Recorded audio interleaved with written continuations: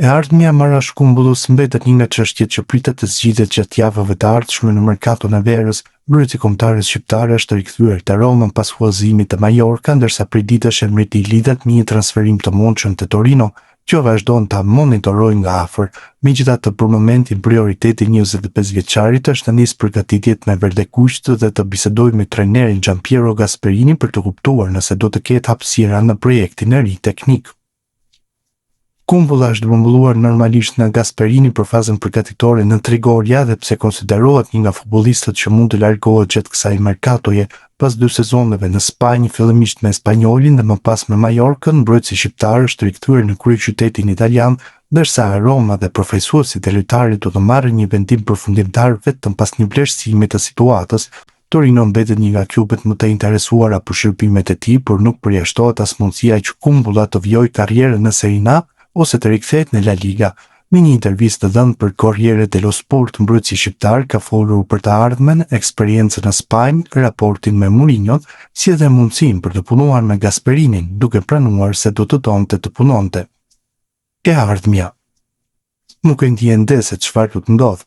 Tani jam te Roma dhe do të shoh nëse do të kem mundësinë të luaj kartat e mia. Nëse jo, atëherë bashkë me klubin do të kërkojmë një zgjidhje që të jetë mirë për të dyja palët, u shpreh Kumbulla.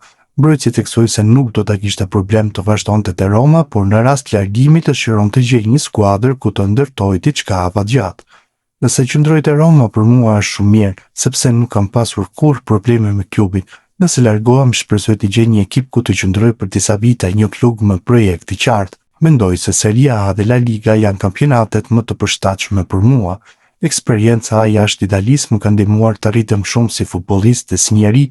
Është një përvojë që do t'ja këshilloja çdo lojtari i vijojë mbrojtësi kuqezi. Kumbulla foli dhe për rikthimin në Trigoria dhe mundësinë për të bindur trajnerin e ri Gianpiero Gasperini. Sipas tij, stili i lojës së teknikut italian mund të nxjerrë në pa cilësitë e tij, pasi më parë ka punuar me Ivan Juric te Verona, një trajner midje të ngjashme. Mendoj se kam karakteristika që përshtaten me mënyrën e lojës së Gasperinit. Te Verona kam punuar me Juric, i cili ka shumë ngjashmëri me të. Sigurisht më pëlqen ideja për të punuar me të, sepse është një nga trajnerët më të mirë në Itali dhe në Europë. Por fillimisht duhet të flasim dhe të kuptojmë planet e klubit, u shpreh Kumbulla. Jose Mourinho. Një pjesë e intervistës që kushtua dhe eksperiencës me Jose Mourinho, trajnerin me të cilin fitoi Ligën e Konferencës në vitin 2022. Kumbulla nuk i fsheu emocionet kur kujtoi finalen e Tiranës. Mourinho është një trajner për klube si Real Madrid, nëse rrugët tona do të kushtizoheshin sërish do të ishte kënaqësi. Falti kam përjetuar një nga netët më të bukura të jetës sime, më ndodh shpesh të rikthej në mendje të finalja Tiranës, te Roma, te trofeu, tifozët e fakti që gjithçka ndodhi në vendin tim, shtoi ai. La Liga. Në fund mbrojtësi shqiptar u ndalzi dhe përvoja në La Liga, ku pati mundësinë të përballej me disa nga sulmuesit më të fortë në botë. Përveç Kylian Mbappé, që është zgjedhja më e lehtë, do të veçoja Alexander Sorloth, ishte një nga kundërshtarët më të vështirë që kam pasur përballë, tha Kumbulla mes të tjerash. Për momentin mbrojtësi shqiptar do të vazhdojë të stërvitet me Romën gjatë fazës përgatitore, ndërsa ardhmja e tij pritet të sqarohet në javët në vijim. Torino mbetet në pritje të zhvillimeve, por vendimi final do të merret vetëm pasi mbrojtësi shqiptar të zhvillojë bisedimet me drejtuesit e klubit Verdekuq dhe trajnerin Gianpiero Gasperini. Qazim Laçi është kthyer në idhull në Turqi se sezonin e shkuar ishte një nga lojtarët më të rëndësishëm të Rizespori.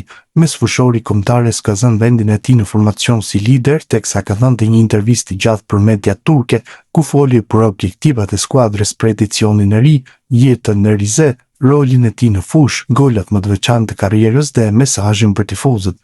Laçi theksoi se skuadra nuk dëshiron të mjaftohet me suksesin e sezonit të kaluar, dhe se objektivi është të arrijë rezultate edhe më të mira. Si e vlerësoni sezonin e kaluar? Me një fjalë vlerësoj si të suksesshëm. Natyrisht në disa ndeshje nuk arritëm rezultatet që dëshironim, por duke mbyllur kampionatin në vendin e 8, besoj se arritëm një nga renditjet më të mira në historinë e klubit. Edhe në aspektin personal u ndjeva shumë mirë këtu. Fakti që kisha shok skuadra me të cilët flisnin të njëjtën gjuhë ma lehtësoi procesin e përshtatjes. Unë jam gjithmonë një futbollist që synon të jap kontribut për ekipin, ndërsa përpiqesha të ndihmoja skuadrën me golet e mia. Synimi im ishte gjithashtu të rrisja nivelin e performancës personale. Mbështetja që mora nga shokët e skuadrës gjatë kësaj periudhe ishte shumë e rëndësishme për mua. Gjithashtu këshillat e dy trajnerëve me të cilët punova dhe besimi që ata treguan ndaj meje, patën një rol të madh në paraqitjet e mia gjatë sezonit të kaluar. Këtë sezon po përgatiteni për një kampionat edhe më të vështirë. Sezonin e kaluar mbyllëm kampionatin në një pozicion shumë të rëndësishëm për klubin, megjithatë nuk duam të kënaqemi më kaq. Objektivi ynë të sezonit është të ngjitemi dhe më lart të përgatitjet i kemi nisur pikërisht me këtë mentalitet. Në Superligën turke çdo ndeshje është shumë e vështirë të zhvillohet me intensitet të lartë, për të arsye duhet të përgatitesh maksimalisht për çdo takim. Përveç skuadrave të forta që tashmë janë pjesë e elitës, ka dhe ekipe që janë ngjitur nga kategoria e dytë e kanë përvojë të konsiderueshme, prandaj na pret një sezon shumë më konkurrues, edhe ne po përgatitemi në përputhje me këtë realitet. Si po kalon jeta në Rize? Pas ju bashkova Rizesporit në familjen tonë erdhi në jetë vajza ime, duke qenë se është ende shumë e vogël, kalojmë pjesën më të madhe të kohës në shtëpi. Në Rize nuk është e lehtë të gjesh ditë me diell, por kur moti është i bukur na pëlqen shumë të shëtisim buzëletit. Natyrisht kur përmendet Riza të gjithëve u shkon mendja të çaj, edhe nëse herë që kemi mundësi dalim për të pirë çaj.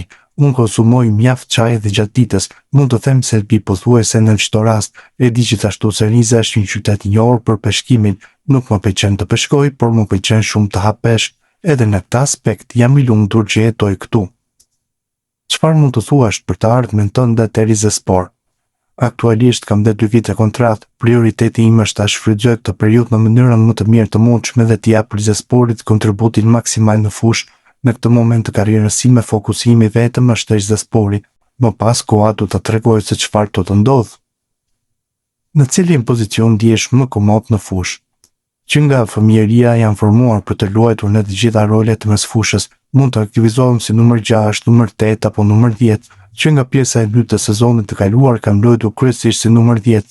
Trajneri më jep një liri të rëndësishme në fushë, kur është e nevojshme zbres si numër 8 për të organizuar lojën, ndërsa në raste të tjera kaloj si numër 6 për të ndihmuar mbrojtjen, cili do qoftë roli që më besohet të përpiqem gjithmonë të jap maksimumin tim.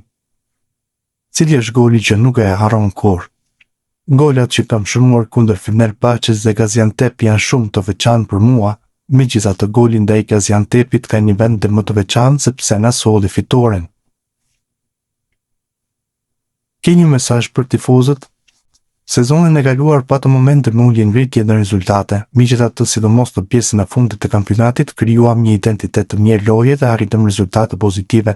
Kërkesa ime më e madhe për tifozët është të jenë pranë nesh në çdo rrethana, ashtu si fitoret i bëjnë ata të lumtur dhe ne lumturohemi prej tyre.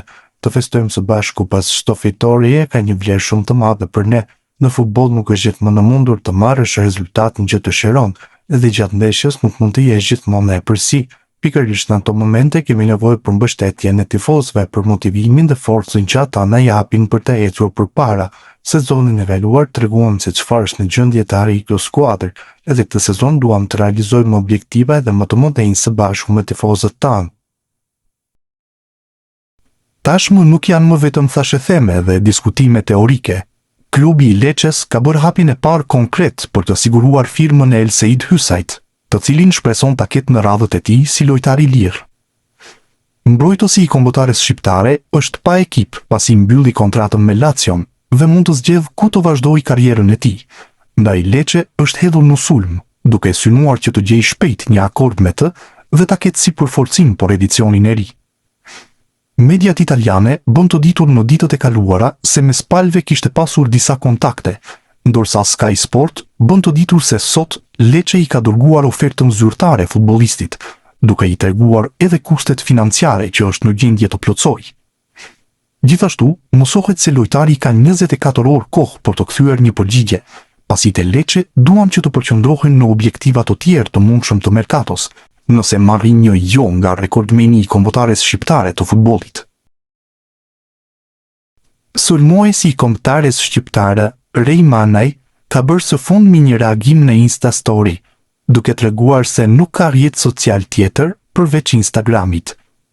Ai paralajmëron djegësit se nëse dikush u shkruan nga TikToku apo Snapchati, nuk është ai në të vërtetë.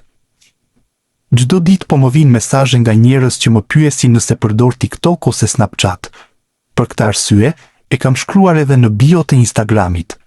Nuk kam as TikTok, as Snapchat. Nëse dikush ju shkruan ose pretendon se është unë në këto platforma, mos mendoni se po flisni me mua. Është dikush që po ju mashtron. Shkruan Manaj në rrjetin social Instagram. Gjasir Hasani është një lojtar i lirë. Sulmuesi i kombëtares shqiptare dhe klubi iranian i Istiklal kanë rënë dakord për t'i dhënë fund bashkëpunimit, duke prishur kontratën. Mësohet se shkak për këtë ndarje të parakoshme është bërë mospagimi i detyrimeve nga klubi për sezonin e shkuar. Është vetë 31 vjeçari nga Shkupi që e ka njoftuar këtë vendim për të prishur kontratën, gjë që nuk është refuzuar nga Istiklal. Kujtojmë se për Hasanin është aluduar një interesim nga La Liga Spanjolle.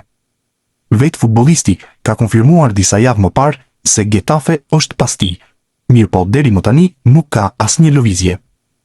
Vlen të theksohet se në formën e Hasanit ndikoi shumë edhe lufta në lindjen e mesme, duke bërë që kampionati i Iranit të ndalohej.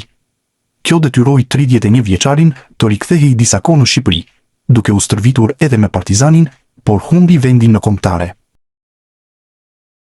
Burnley është mposhtur në miqësore nga amerikanat e Real Salt Lake.